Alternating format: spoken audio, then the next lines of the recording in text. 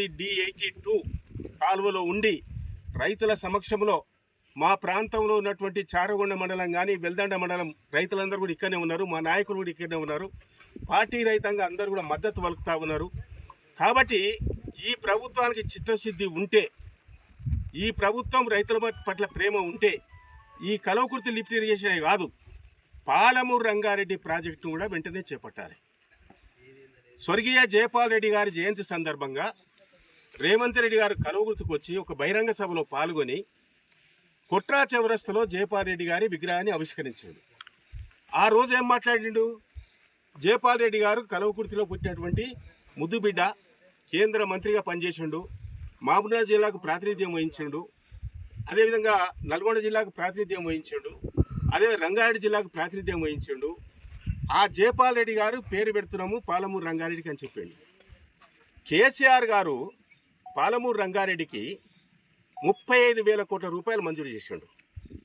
35,000 కోట్ల రూపాయలు 2018లో 17లో మంజూరు చేసిండు. ఇలా నార్లాపూర్ రిజర్వాయర్ కంప్లీట్ చేయడం జరిగింది, ఏదుల రిజర్వాయర్ కంప్లీట్ చేయడం జరిగింది, ఒట్టెం రిజర్వాయర్ కంప్లీట్ చేయడం జరిగింది, కరివేనా రిజర్వాయర్ కంప్లీట్ చేయడం జరిగింది, ఉద్దండపూర్ రిజర్వాయర్ కంప్లీట్ చేయడం జరిగింది. ఈ విధంగా మొత్తం కూడా టన్నల్స్ మొత్తం కూడా గుట్టలు మొత్తం కూడా టన్నల్స్ మొత్తం కూడా కొట్టడం జరిగింది. బిహెచ్ఎల్ నుంచి ఒక్కొక్క మోటార్ 30,000 హార్స్పవర్ మోటార్స్ మొత్తం కూడా బిగించడం జరిగింది.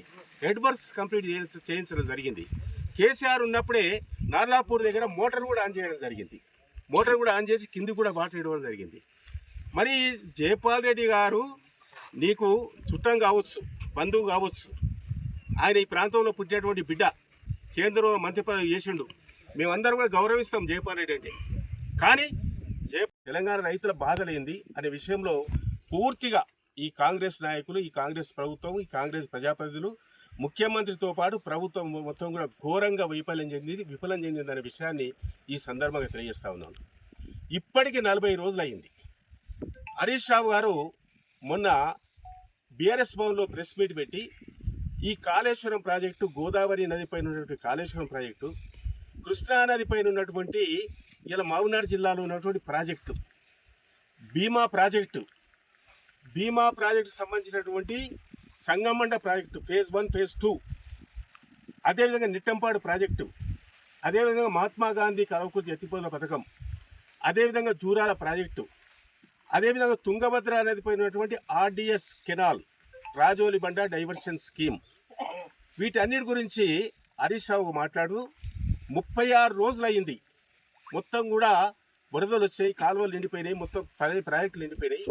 ఈ ప్రభుత్వం గుడ్డిగా కన్ను మూసుకొని నిద్రపోతుంది, రైతులకు నీరు వదలడం లేదు. ఒకవేళ ఈ ప్రభుత్వం స్పందించక 2 రోజుల్లో నీరు వదలకపోతే 1,00,000 మంది రైతులతోటి మేము స్వయంగా వచ్చి ఈ కృష్ణానది పైన ఉన్నటువంటి ప్రాజెక్టుల మొత్తం కూడా నీళ్లు గేట్లు ఓపెన్ చేస్తాం, నీరు వదిలిపెడతాం. అదేవిధంగా కాళేశ్వరం ప్రాజెక్టుకు సంబంధించినటువంటి మేడిగడ్డ కానీ, సుందిళ్ళ కానీ, అన్నారం కానీ ఆ గేట్లు కూడా ఎత్తాం. అది కూడా ఎత్తి ఉత్తర తెలంగాణ భాగాన్ని కూడా మొత్తం కూడా సాగునీరు ఇస్తాం. ఎవరో చేంజ్ చేస్తారో, ఎవరు అడ్డుకుంటారో, మీకు దమ్ముంటే ధైర్యం ఉంటే రమ్మని చెప్పి ఒక సవాల్ విసరడం జరిగింది. మరి ఇంత ఈ మా ప్రభుత్వం ఉన్నప్పుడు, కేసీఆర్ గారు ఉన్నప్పుడు అసలు యుద్ధ ప్రాతిపదికన ఈ మహబూబ్నగర్ జిల్లాలో ఉన్నటువంటి పెండింగ్ ప్రాజెక్ట్స్ పూర్తి చేయడమే కాకుండా కొత్త ప్రాజెక్ట్స్, రన్నింగ్ ప్రాజెక్ట్స్ కూడా చేపట్టి 3,600 కోట్ల రూపాయలు కేసీఆర్ గారు మండలం కానీ మాడుగుల మండలం వరకు కూడా ఇలా మనకు గుడిపల్లి గట్టు నుంచి ప్యాకేజీ నెంబర్ 29 565 కోట్ల రూపాయలు 160 కిలోమీటర్లకు కేసీఆర్ గారు కేటాయించడం జరిగింది. గుడిపల్లి గట్టు నుంచి 160 కిలోమీటర్ జంగారెడ్డిపల్లి వరకు మనం కాలువలు తెచ్చుకున్నాము, నీళ్ళు తీసుకొచ్చినాము.